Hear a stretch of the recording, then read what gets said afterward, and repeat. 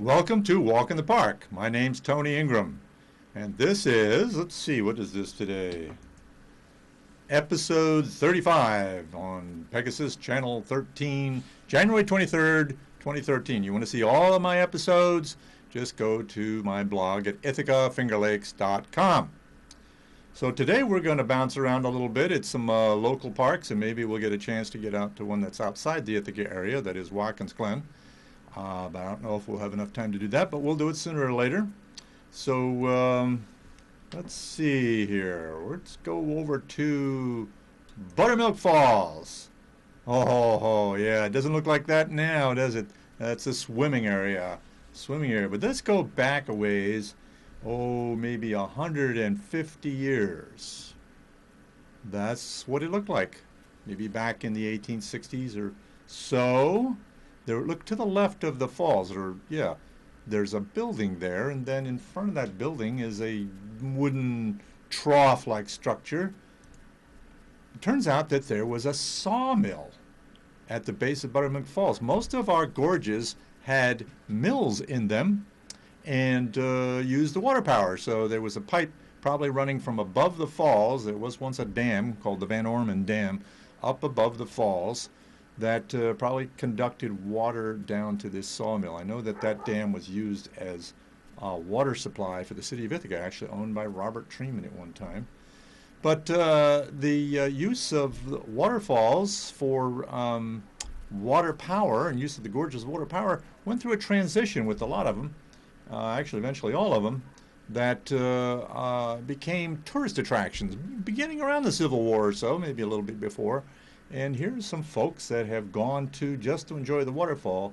And let me go back to the other picture there. You can see that wooden trough. That's probably what they call a raceway that would conduct the water that had been brought down into the mill to run the machinery to run it back to the creek. And that raceway seems to be gone in this picture.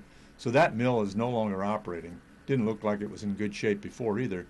So the mills gave way. And the mills gave way at Teganic Falls, at Watkins Glen, and even at Robert Treman State Park to tourism, to a change that happened in the 19th century, particularly the latter part, of people coming to appreciate our landscape for its aesthetic and inspirational values. And so a big park movement began and so forth. 1872 was the first national park, was Yellowstone National Park. And it was also the first state park before that, shortly before that. Yosemite was the first state park, getting those Y parks mixed up. So in any case, 1906 was the first Finger Lake State Park, and the 1890s was the first state park in New York, which was Niagara Falls. First Finger Lake State Park was Watkins Glen. So 1906, and we'll talk more about that later or another week. But I'm going to take us now out to not a state park, but a state forest. Now this is a hiking group that I sometimes go out with on weekends, an informal hiking group that goes out on Sundays. And they were on the Finger Lakes Trail in Danby State Forest, which is south of Ithaca. Here we'll go to a map here. Well, this is the Finger Lakes Trail running all across the state, from the Catskills all the way to the southwestern part of the state in Allegheny State Park, and then zooming in closer to just south of Ithaca. That's the Finger Lakes Trail. And it runs through a number of state forests and state parks, and this one happens to be Danby State Forest, which is on the southern edge of Tompkins County. Let's see. It's in about 3 different counties, actually, I think. It's definitely in the town of Danby, and it's also in, I think, Tioga County, and maybe even into Chemung. Let's see. I got some notes on that here somewhere. Anyway,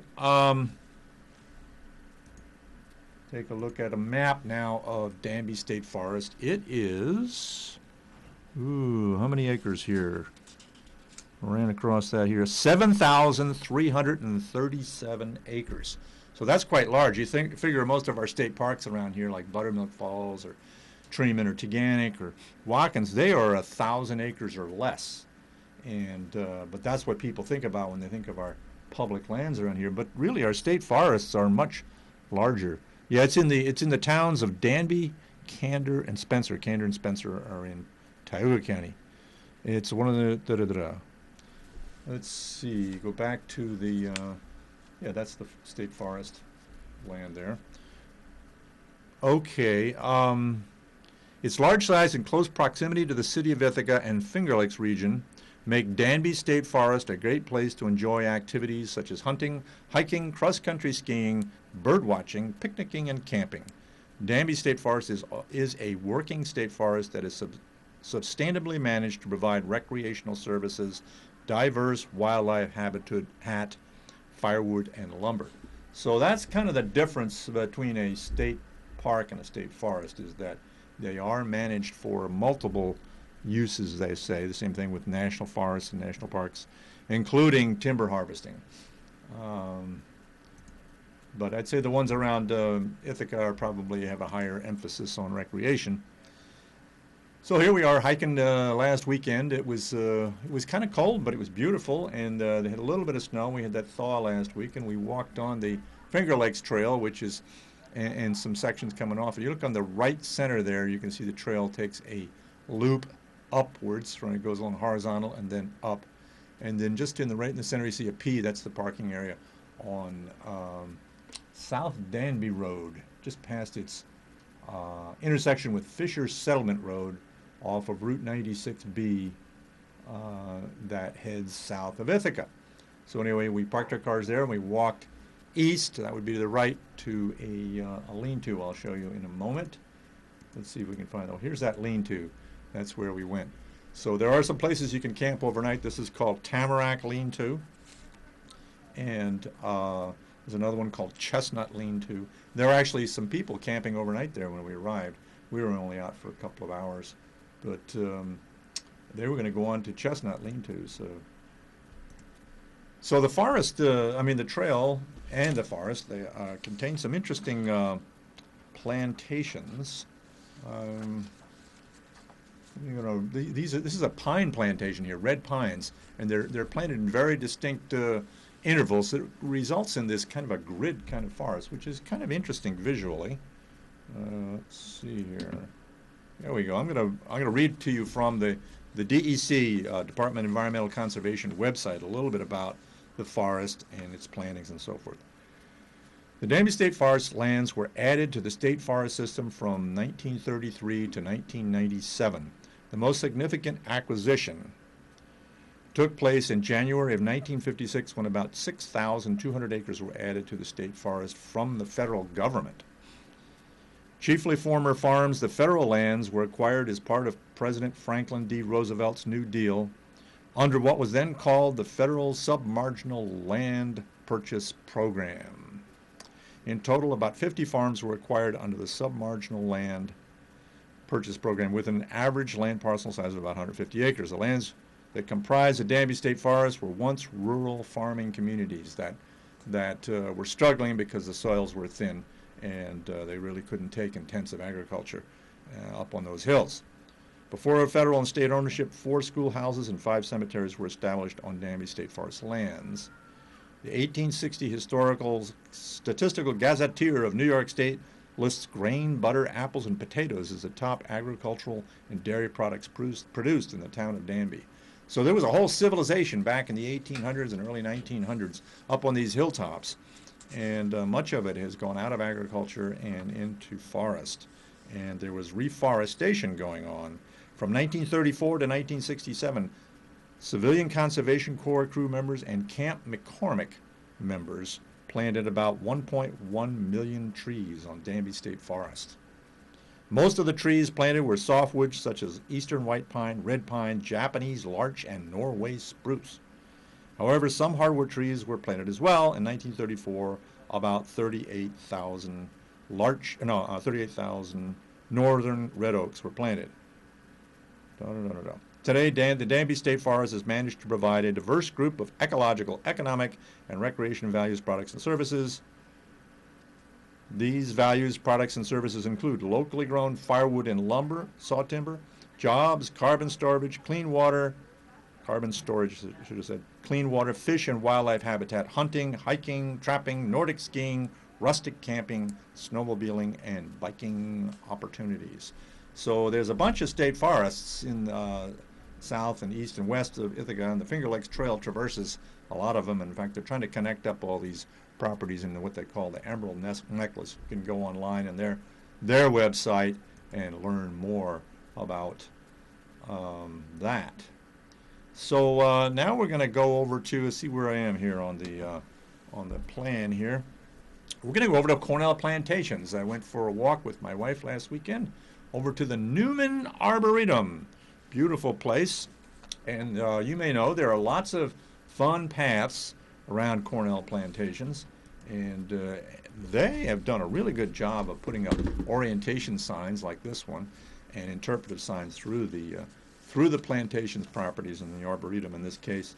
And also they had a little place where you could pick up a brochure.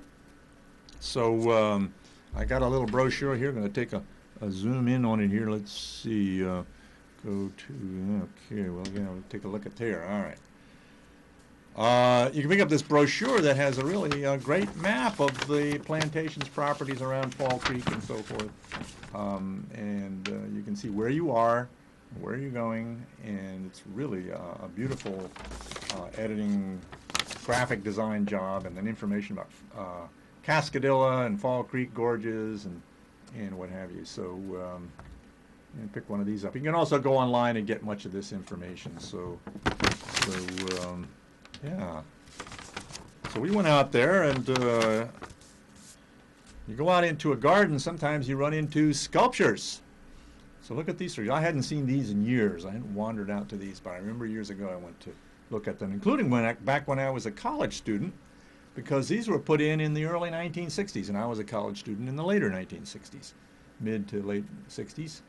And this was installed by, let's see, these reinforced concrete sculptures were built in the advanced sculpture classes of Professor J.L. Squire from 1961 to 1963, and then the list of the participating students.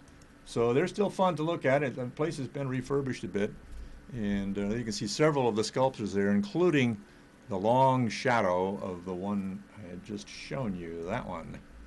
Nice long shadow there. So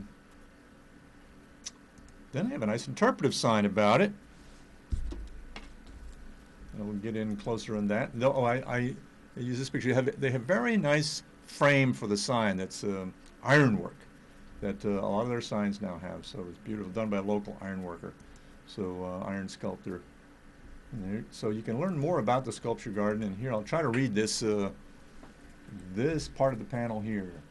Sentinels from the 60s. This corner of the Cornell campus was an overgrown pasture when these sculptures were built as a class project in 1961 by architecture students experiencing the challenges of designing and building large structures.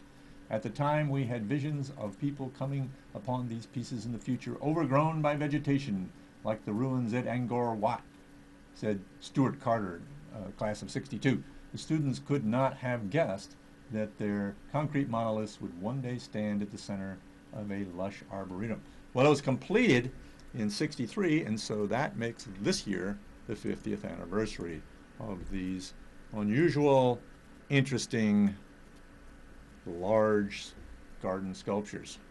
So let's take a look at this one while it was being constructed. Look at the, let's see, each sculpture was cautiously hoisted in by a crane, by a 10-ton crane into its slotted footing, something like that. It's hard to read with the low contrast there.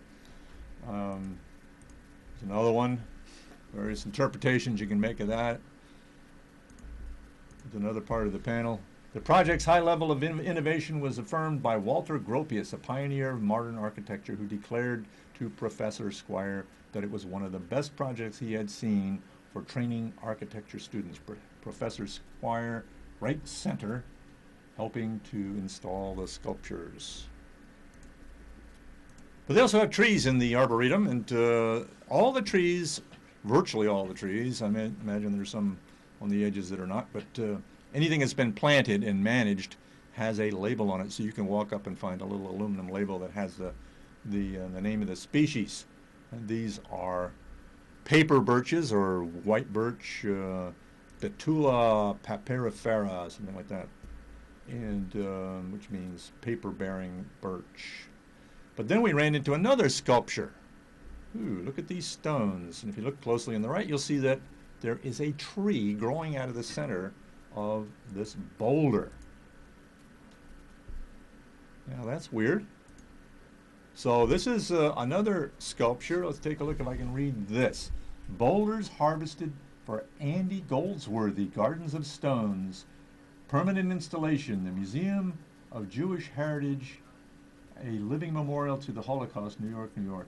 These granite boulders and chestnut oak trees supplement the permanent installation in New York. They were installed at Cornell Plantations in 2004 and dedicated in 2005. So let's go to New York. Let's take a look at that larger installation in New York, and I'm actually going to read a little bit from their website there. Okay, Museum of Jewish Heritage.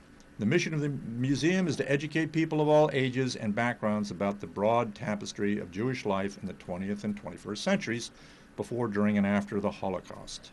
Andy Goldsworthy's first permanent commission in New York City, Garden of Stones, opened to the public on September 17, 2003. This living memorial garden continues to inspire new ways. An eloquent garden plan of trees growing from stone. The garden was planted by the artists, Holocaust survivors, and their families. This contemplative space, meant to be revisited and experienced differently over time as the garden matures, is visible from almost every floor of the museum. The effect of time on humans and nature, a key factor in Goldsworthy's work, is richly present in the Garden of Stones, as the sculpture will be viewed as well as cared for by future generations. So this is the piece that, an extension of that, which is in Cornell Plantations. Very cool. Andy Goldsworthy is known for his outdoor sculptural interventions and indoor installations that transform nature's most familiar elements into graceful designs, using color and geometric form to order found materials such as stones, trees, mud, grass, snow, ice, and leaves. Goldsworthy creates visual displays in which the changing nature of the materials is as much a part of the work as the design itself. So, anyway, you can read more about him on their website, I guess.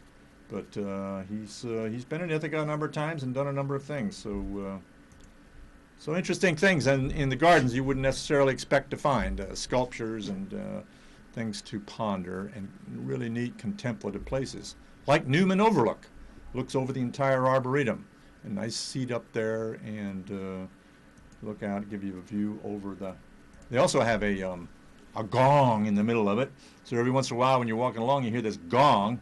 And it's because somebody's gone up there and taken the hammer that hangs from a chain, and you hit this long gong and makes a lovely gong noise. And look down over to the ponds in the Newman Arboretum, which you look at the upper center there, you can see there is a bridge that goes across the pond, and to the left of that you can see the silhouette of the little gazebo that's on it. So that's a really great place too. Some friends of mine got married there actually many years ago. But it's frozen over. We walked across the bridge, and I kind of like this pattern where it looks like apparently somebody had thrown stones onto the ice and it broke through the ice. So, all right. So let's go now to, we're going to go to East Ithaca. Have you heard of East Ithaca? Well, not many people have heard of East Ithaca, but it used to be a railroad stop.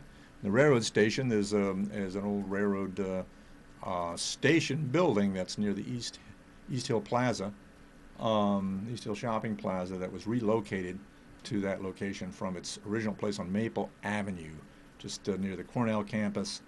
And there's trails that are built on the old railroad right-of-way and other sections. So we're going to go take a look at the Eastern Heights neighborhood. This is near East Hill Plaza. And I'll show this map from the town of Ithaca off their website, which you can go to. And look on the right center, you'll see something that says East Ithaca Nature Preserve, and there's a section of trail just to the right of that, and above it you see a P, a pink P, a parking spot, and it's also a bus stop. They can get access to this section of the trail that comes off of Honest Lane and goes up through the woods to the south of Snyder Hill Road. So here is the crossing of Pine Tree Road by the trail from Honest Lane, if you know the area, and then up where that parking lot was indicated. Near that is this sign, East Ithaca Recreation Way, William and Hannah Pugh Trail. William and Hannah Pugh Trail. Who the heck were they? Well, William and Hannah Pugh in 1801 settled 600 acres that today comprise Eastern Heights and vicinity. The Pine Tree / Snyder Hill Road corner was once known as Pewtown. Well, back in the 1800s. So there's a nice paved path there that you can do in all weather pretty much, and it's pretty popular. So I've got actually a short video of that. Let's see what we got. I'll bring that up in a second here.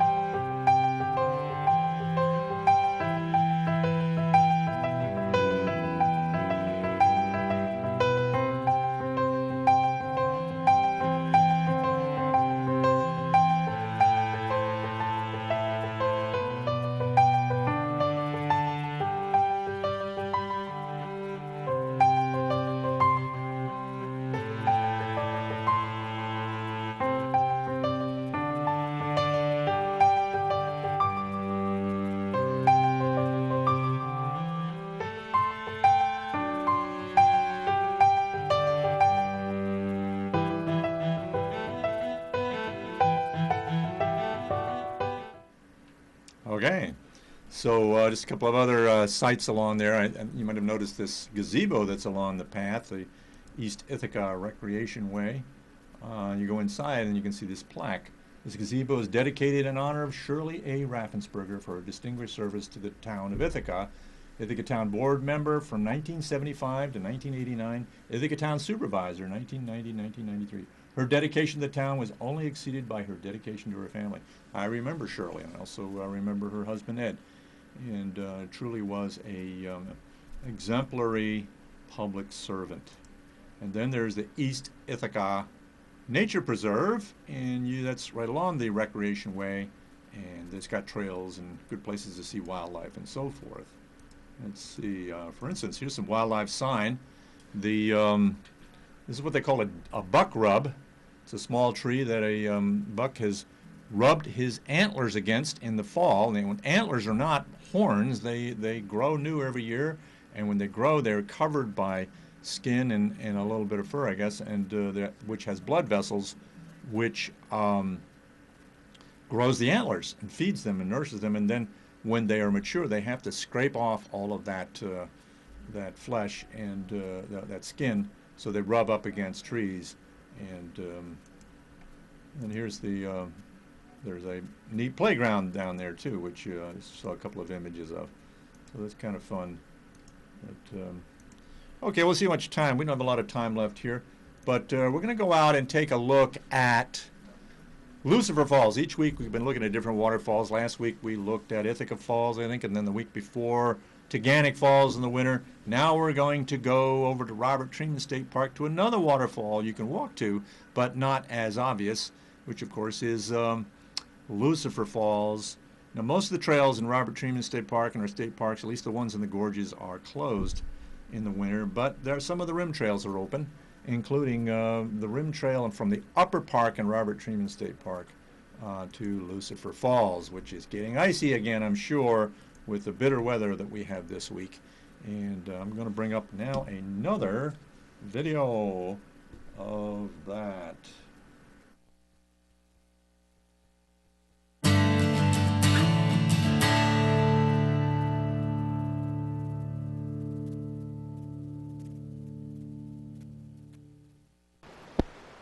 Hi, my name's Tony Ingram, and I am here at Robert H. Treman State Park. I used to work for the state parks, and I'm at the Overlook looking back to Lucifer Falls in the upper park. It used to be called Enfield Glen back in the 19th century, but this trail is kept open to this point. Even now on January 11th, there's really no snow or ice in the woods, although there is some ice around the waterfall.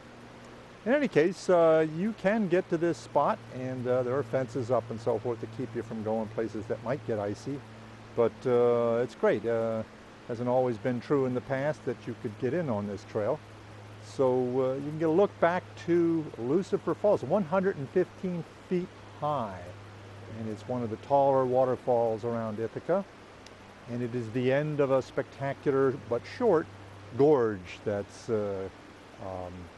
delineated by right angle bends and so forth, natural jointing in the rock it's called. So you may want to take a little walk on Upper Treman. You can also get on the Finger Lakes Trail. There's a little shortcut to the Finger Lakes Trail from the old mill called the CCC Trail that was built a few years ago. And there's still things to do up here. So come on up to Robert H. Treman State Park. So 20 or 30 yards away from the Falls Overlook, looking back to Lucifer Falls, is the top of Cliff Staircase, which is closed, as you can see. It says danger. There's winter hazards on it. What's the hazard? There's no snow and ice, you might say. Well, it's true. You don't see it along the trail here right now, but there might be some along the staircase and other rocky portions of the gorge. And so they don't want you to get down in the gorge and get into trouble, because particularly hard to get help this time of year, but it's dangerous. And you can slip and have a bad fall. There's even been instances where people have fallen on stone staircases with icing on them and died or had serious injury, or slipped off the trail into the stream and then slipped on the ice into the stream and then perished. So don't think just because the woods are clear that the gorge itself is clear of ice and snow. And the other thing is rockfall hazards. This time of year, the rocks freeze, the water gets in them, freezes, breaks them up, and they'll fall down. You get a thaw and rocks fall down. And that all has to be cleaned off next spring to make the trails as safe as possible for you to go into them. Okay, so I actually made that video a year ago, and but it applies today. I checked with the park to make sure the trails are open the same as today. So, okay, so we're about out of time here. So I want to thank you all for joining me this week. We'll be back next week. Maybe we'll get a chance to talk about Watkins Glen State Park history. We will at some point here. I've got some other things in the works too. So thanks for joining me, and have a good week.